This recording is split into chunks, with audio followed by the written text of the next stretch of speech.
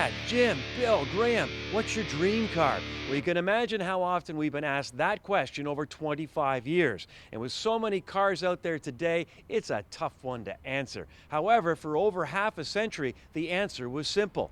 Cadillac. It was, without a doubt, the epitome of luxury. But along came the Japanese and the Germans with their luxury sedans, and Caddy became known as the car for older people, and it began to look a bit tired. But the Cadillac Renaissance began with the CTS, and now, as it celebrates its 110th anniversary, it could be said Cadillac is returning to its roots because it's launching a new vehicle that's being dubbed as a return to large luxury. It's made in Canada, and they're calling it the XTS.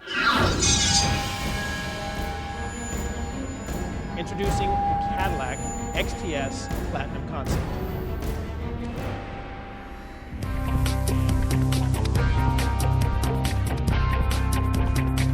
For us, we really do have this strong desire to return to being the standard of the world. And in order to regain that mantle, what it takes is, number one, leadership in terms of product. The XTS is significant because it is part of the DNA of Cadillac, a large luxury vehicle, a comfortable vehicle, but we're really modernizing the formula through the design, through the performance, and through the technology.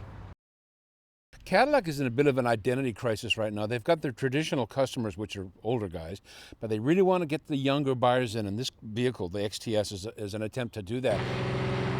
This architecture is an architecture that we use in a number of vehicles in the GM lineup, but what I'm really excited about is we've taken almost a mid-size exterior footprint, but we've got a large interior package. But it's a vehicle that in terms of pounds only weighs 4,004 pounds. We're able to motivate the vehicle with a very, very competent powertrain. A 3.6-liter direct injected variable valve timing V6 engine, 304 horsepower, 264 foot-pounds of torque. We have available all-wheel drive on the vehicle with an electronic limited slip differential. And what that means is we're able to apply torque to the wheel that has the traction. And it actually comes in quite handy in some cornering situations as well. And so there's no longer this wallowy, floaty, boaty feel at all with the XTS. This is what a light bulb used to look like on a Cadillac, but today, check out the XTS. These lamps are a work of art. And although they're not the Cadillac fins of yesterday, I think these tail lights look so cool and they give a nice line to this vehicle. Now on the interior, what you'd expect from a Cadillac, you feel like you're in the lap of luxury. All sorts of features at your fingertip. And check out the center stack. Does it look like it's smiling back at you? Well, it is. In fact, General Motors told us that they focused this with Asian customers, a big market for Cadillac. And when they got in and saw that center stack, they said, we feel happy. And hey, if the consumer's happy, Cadillac's happy.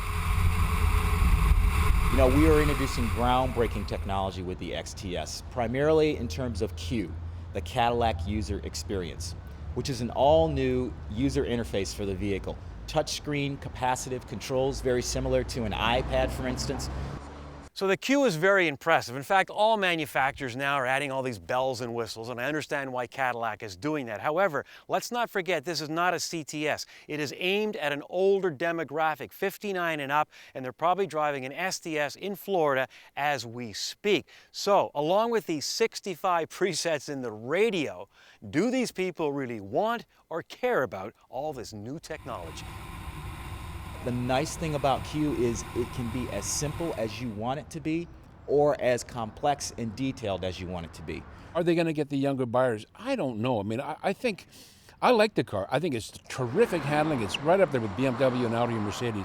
No problem. Could use a bit more power, but as a vehicle, I like it a lot. I don't know why people wouldn't buy it. Those folks that are looking at some of our luxury competition like an A6 or a Mercedes-Benz E350, they're going to take a look at this beautiful, stunning vehicle, and I think they'll give Cadillac a second look.